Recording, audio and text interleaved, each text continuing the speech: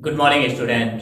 हम पढ़ रहे थे हमारे क्लास 10th की साइंस, जिसमें अपन ने एक लेसन कल स्टार्ट भी किया था और एक लेसन कंप्लीट भी कर लिया था।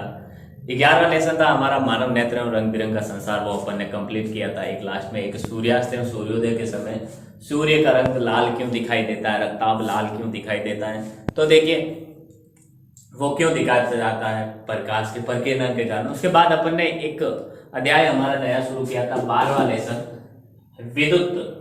ठीक है, विद्युत के बारे में अपन ने शुरू किया था और विद्युत के बारे में पढ़ा था, जिसमें एक आवेशों के प्रवाह की दर को अपन विद्युत धारा कहते हैं। ठीक है, उसके बाद अपन ने एक नियम पढ़ा था। कौन सा एक नियम अपन ने यह पढ़ा था कि V बराबर आई आर होता है। ठीक है, V बराबर आई आर होता है।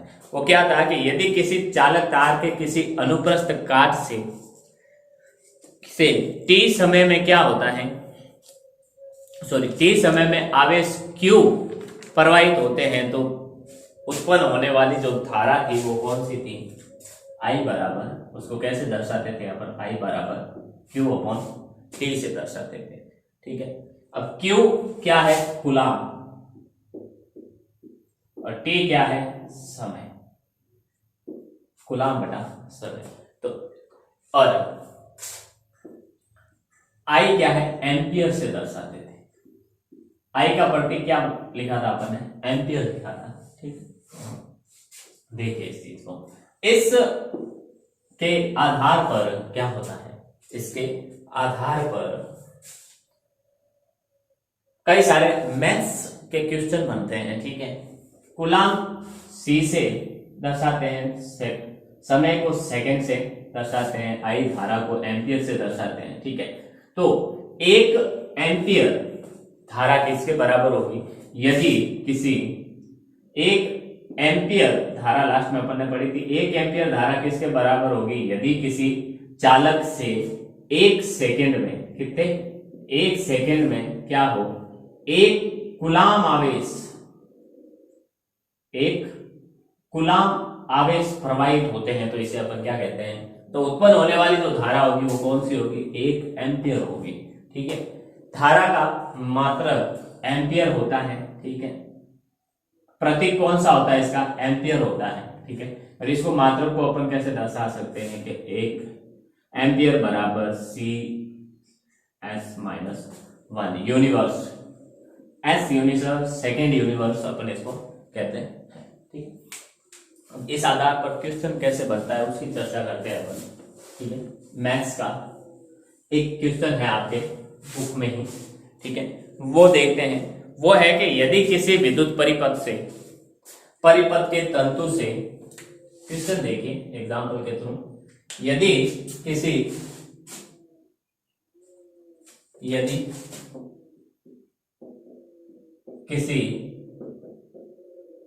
विद्युत परिपथ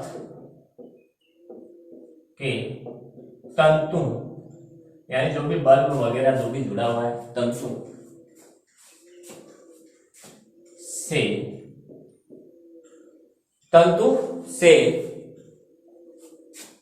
0.5 एम्पियर विद्युत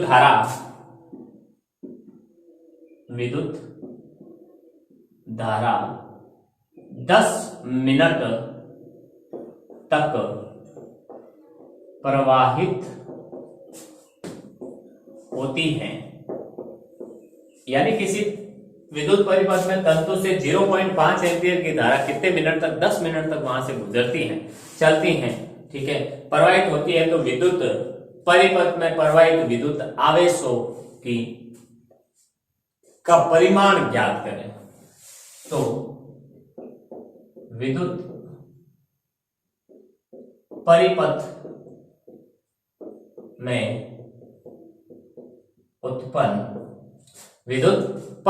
उत्पन्न आवेशों का परिमाण ज्ञात कीजिए। आवेशों का क्या करें, परिमाण ज्ञात कीजिए। आवेशों का परिमाण ज्ञात करना है, यानी हमें आवेश ज्ञात करना है।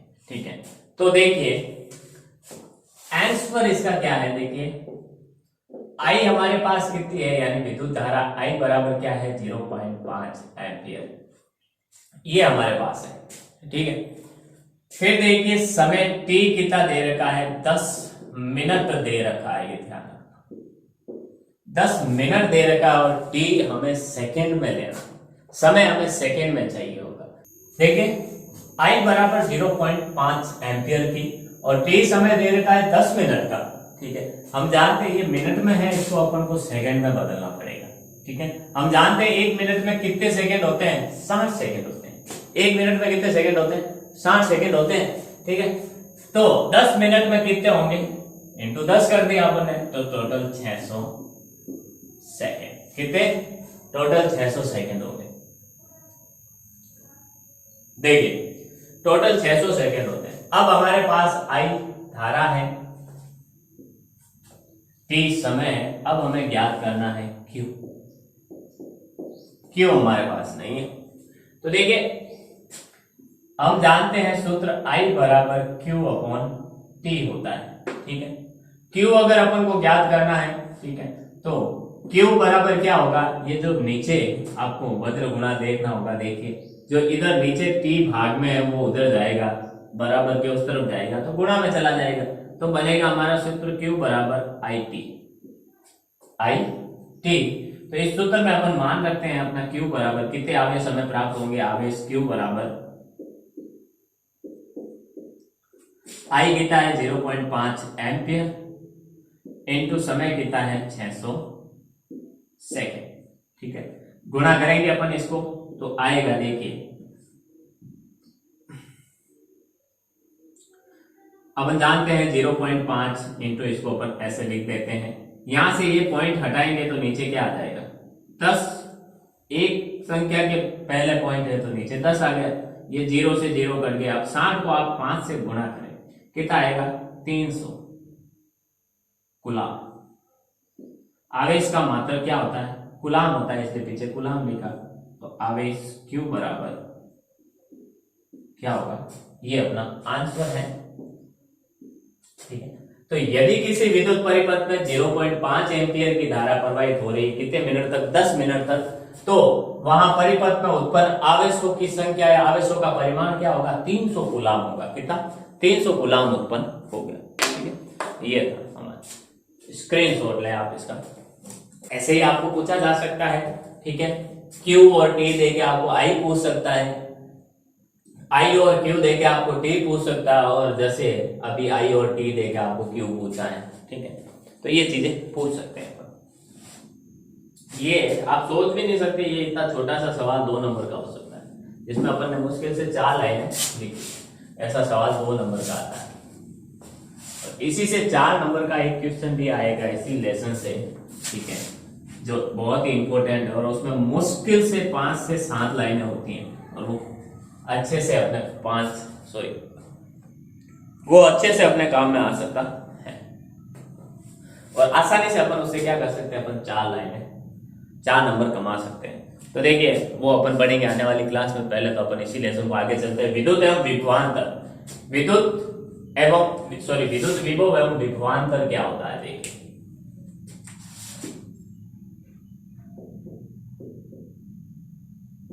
विद्युत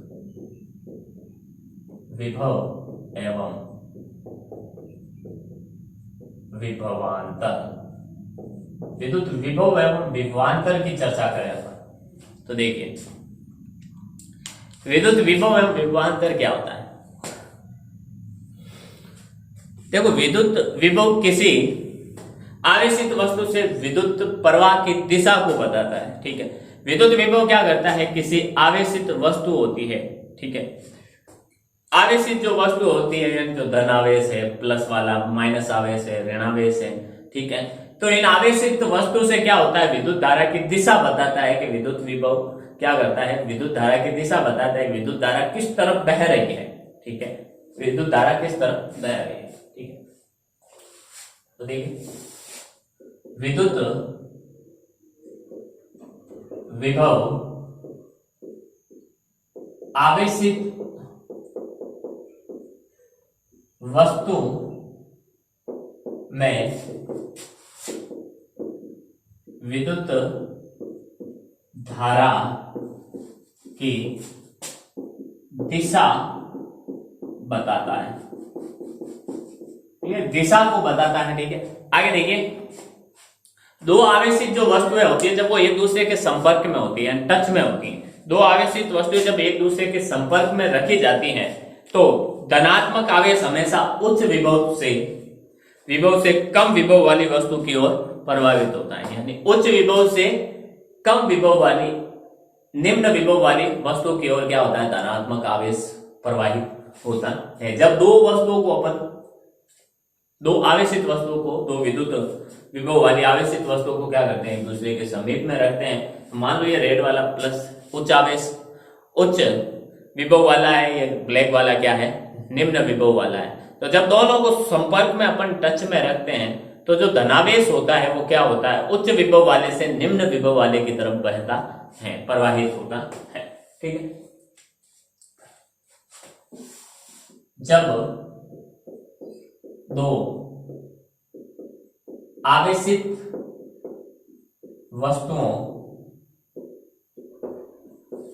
को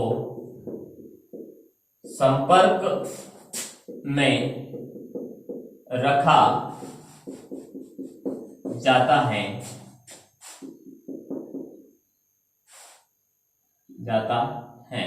तो धनात्मक आवेश, तो क्या होता है, धनात्मक आवेश।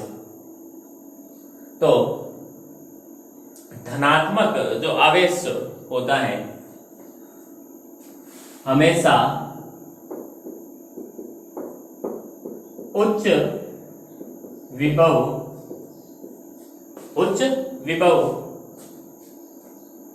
से निम्न या कम, जिसे कहते हैं कम विभव वाली वस्तुओं की ओर प्रवाहित होता है या बहता है। और प्रवाहित होता है, बहता तो पानी है, ये आवेश, ठीक है। यानी दो वस्तुएं हैं संपर्क में रखी, जैसे एक ये और एक ये छोटी है, ठीक है। इसका तो है विभव उच्च, इसका है विभव निम्न यानी कम, ठीक है। तो जो धनात्मक आवेश होगा वो धन आवेश होगा, वो कहां जाएगा, इधर कम विभव की तरफ प्रवाहित होगा, ठीक है। सारा जो धनावेश होगा वो इस तरफ प्रवाहित होगा। कब तक, जब तक कि दोनों का विभव समान ना हो जाए, ठीक है। जब इसका विभव कम विभव वाले का बराबर विभव वाले के साथ, उच्च विभव वाले के साथ बराबर विभव ना हो जाए, ठीक है। तो किसी जो धारावाही विद्युत परिपथ के दो बिंदुओं के बीच विद्युत विभव के जो अंतर होते हैं उसे विभवांतर कहते हैं, ठीक है। कोई धारावाही परिपथ है, उसका ये देखो धारावाही तार भी ले ले अपन, इसके दो बिंदु है ए और बी, ये दोनों विभव कहलाते हैं, ठीक है। अब इन दोनों के विभव में अंतर होगा, दोनों में से किसी में कुछ कम होगा, दोनों में से एक क्या होगा, किसी का विभव कम होगा, एक का ज्यादा होगा, ठीक है। तो कितना ज्यादा है, यानी दोनों विभव में के विभव के अंतर को अपन क्या कहते हैं, विभवांतर कहते हैं, विभवांतर कहते हैं। अर्थात किसी धारावाही विद्युत परिपथ में किसी धारावाही विद्युत परिपथ में, किसी धारावाही विद्युत परिपथ में किसी धारावाही विद्युत परिपथ के दो बिंदुओं, ये दो बिंदु, कोई भी दो बिंदु, ये दो सिरे लिए हैं, दो बिंदु ये ले ले अपन ए और बी, तो इन दो बिंदुओं के बीच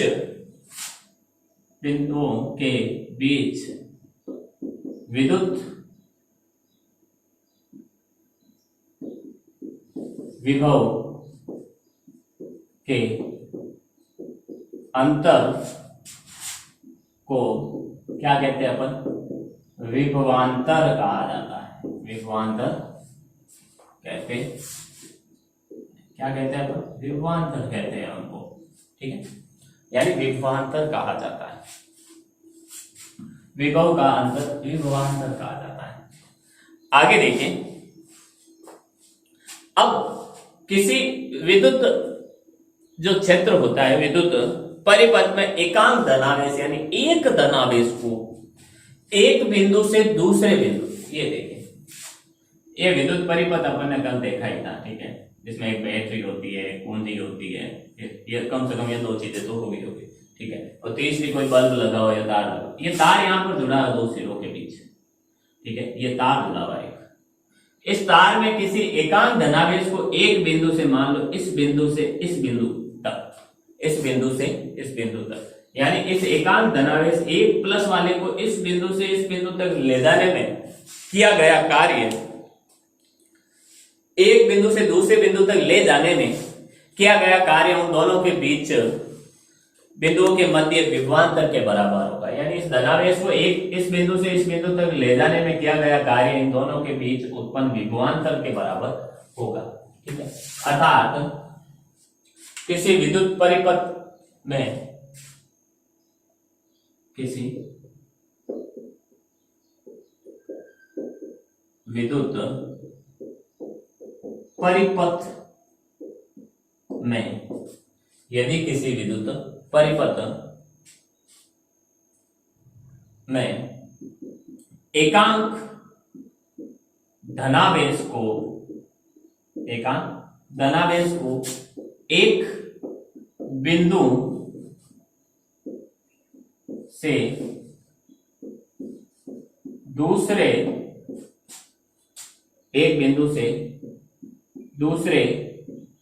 बिंदु तक ले जाने में किया गया कार्य, ले जाने में किया गया कार्य क्या करता है, किया गया कार्य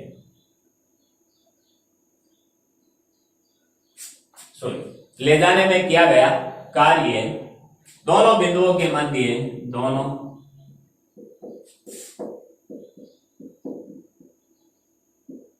बिंदुओं के मध्य उत्पन्न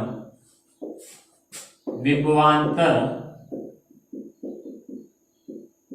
के बराबर होता है। दोनों बिंदुओं के मध्य उत्पन्न विभवांतर के बराबर होता है, ठीक है। ये एक सिंपल सी बात है, एक चीज। इस पर भी कई सारे क्वेश्चन बनते हैं। तो देखिए क्या कि दो बिंदुओं के मध्य उत्पन्न विभवांतर V बराबर किसके बराबर होता है, किया गया कार्य, ठीक है, किया गया कार्य। तो देखें दो बिंदुओं के मध्य दो बिंदुओं के मध्य उत्पन्न विभवांतर V बराबर किया गया कार्य W बटा आवेश होता है, W बटा आवेश Q होता है, आवेश Q होता है, ठीक है। तो V बराबर W बटा Q होगा, ठीक है। यहां से क्वेश्चन ये बन सकता है कि आपको कहीं कार्य दे दे और आवेश दे दे, क्वेश्चन बता दे आपको कि कार्य दे दिया आपको और आवेश दे दिया है, विभवांतर ज्ञात करें, तो कार्य में आवेश का भाग तो विभवांतर प्राप्त हो जाएगा अपन को, ठीक है। तो विभवांतर को अपन किससे दर्शाते हैं, V से दर्शाते हैं, ठीक है। स्क्रीनशॉट ले आप इसका, इसी चीज को आगे लेके चलते हैं। और देखिए क्या होता है, विद्युत विभवांतर का SI मात्रक वोल्ट होता है, वोल्ट V होता है, ठीक है। और उसे इटली का जो एक भौतिक वैज्ञानिक था, भौतिक विज्ञानी जिसका नाम था अलेसांद्रो वोल्टा के नाम पर रखा गया है, ठीक है। विद्युत विभवांतर का विद्युत विभवांतर का एसआई मात्रक वोल्ट वी होता है, वोल्ट वी होता है। इसे इटली के भौतिक वैज्ञानिक अलेसांद्रो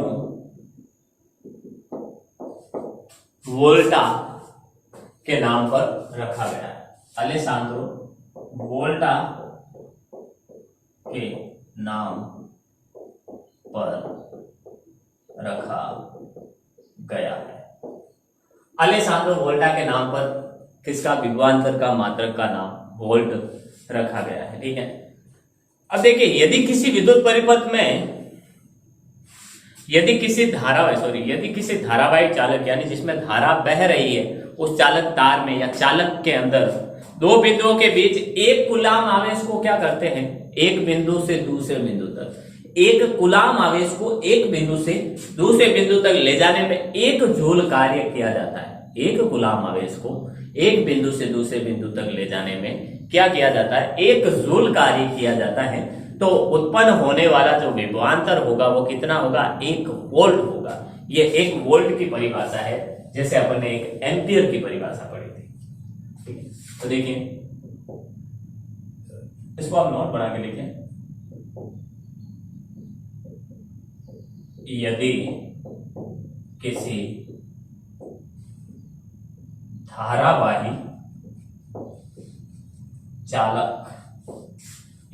धारावाही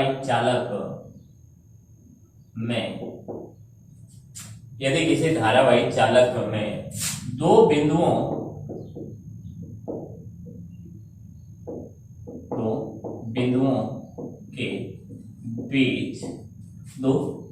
के बीच एक कूलाम आवेश को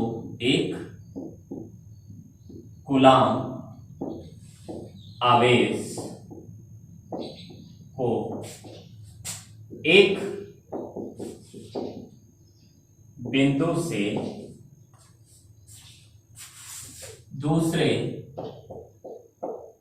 बिंदु तक ले जाने में एक जूल कार्य किया जाता है, एक जूल कार्य किया जाता है। तो उन दोनों बिंदुओं के बीच है, तो उन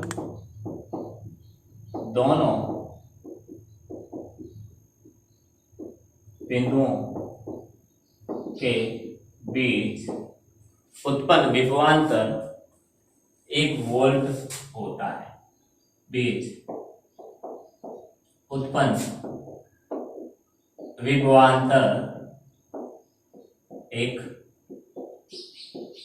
वोल्ट होता है।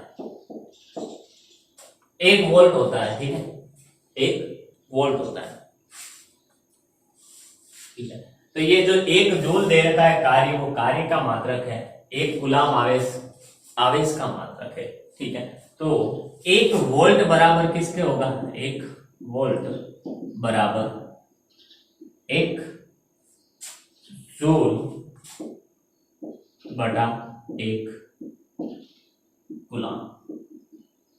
ठीक है, यानी कि 1 वोल्ट बराबर 1 जूल को कैसे लिखते हैं, जे से, और कूलाम को कैसे दर्शाते हैं अपन, सी से। ठीक है, सी से। ठीक है, तो अपन ऐसे कर सकते हैं। तो उत्पन्न होने वाला विभवांतर होगा वो 1 वोल्ट बराबर 1 जूल कूलाम यूनिवर्स -1 होगा। ठीक है, अगर आपने ये पढ़ा हो बीजगणित में कहीं पे, ठीक है, तो नीचे वाला जब ऊपर ले जाते हैं तो उसके ऊपर घात माइनस में आ जाती है। ठीक है, घात चेंज हो जाती है। तो इसमें कोई घात नहीं हो, उसमें कौन सी घात होती है, 1 घात होती है।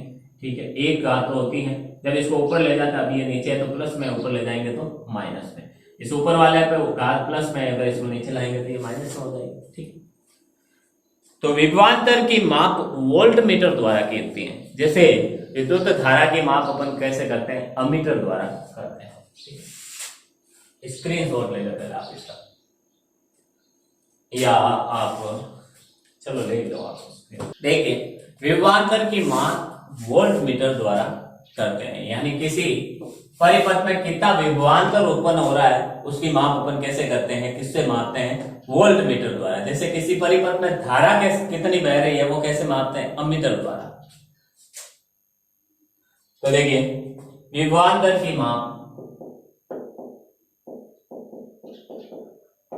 विभवांतर की माप वोल्ट मीटर यानी V द्वारा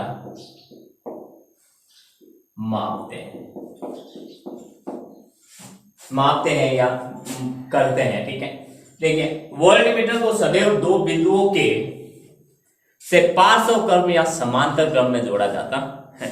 ठीक है, संयोजित करते हैं जिससे विद्युत विभवांतर मापना होता है। ठीक है, तो वोल्ट मीटर को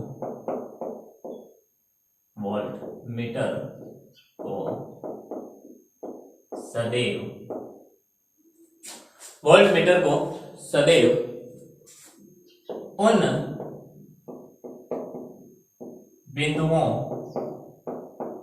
के पार्श्व क्रम या समांतर क्रम में संयोजित किया जाता है, जिनके बीच उत्पन्न विभवांतर मापना है। ठीक है, और अमीटर को अपन कैसे जोड़ते हैं, धारावाहिक परिपथ में अगर धारा मापनी हो तो अमीटर को श्रेणी क्रम में जोड़ते हैं, यानी एक सीरीज के रूप में, पहले बल्ब मान लो, अमीटर, उसके बाद बैटरी, उसके बाद ये एक सीरीज के रूप में जोड़ते हैं। लेकिन अगर परिपथ में धारा मापनी है अपन को, ठीक है, तो अपन उसको वोल्ट मीटर जोड़ते हैं, वो पार्श्व क्रम में समांतर क्रम में जोड़ते हैं। कैसे, देखिए ये एक तार है, चालक तार। ठीक है, कौन सा है, ए और बी। ठीक है, ये एक चालक तार है पूरा, इससे ये बैटरी जुड़ी हुई है मान लो। ठीक है, फिर ये कुंजी जुड़ी हुई है। ठीक है, तो देखिए मान लो ये दो बिंदु है, एक तो ए है और एक ये है अपना बी। ठीक है, तो इन दोनों के बीच कितना विभवांतर उत्पन्न होगा जब अपन इसमें धारा प्रवाहित करेंगे, तो वो मापने के लिए हमें क्या करना पड़ेगा, हमें जो वोल्ट मीटर तो ये मापता है उसको इन दोनों के समांतर क्रम में, यानी समांतर क्रम में जोड़ते हैं। और अगर इस परिपथ में कितनी धारा प्रवाहित हो रही है वो अपन को मापना है तो अपन जोड़ते हैं अमीटर। और वो कैसे जोड़ते हैं, इस तार के समान श्रेणी क्रम में जोड़ते हैं। ठीक है, तो ये इस प्रकार से होता है।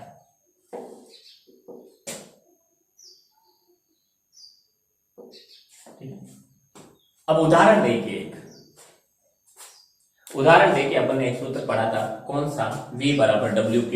उसके आधार पर क्वेश्चन देखें कि एक 12 वोल्ट विभवांतर के दो बिंदुओं के बीच एक कूलाम आवेश को ले जाने में कितना कार्य किया जाता है। एक 12 वोल्ट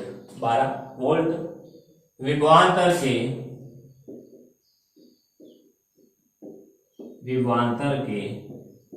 दो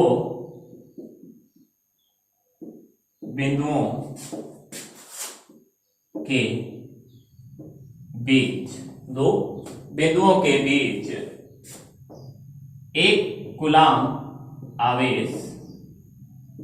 कूलाम आवेश को ले जाने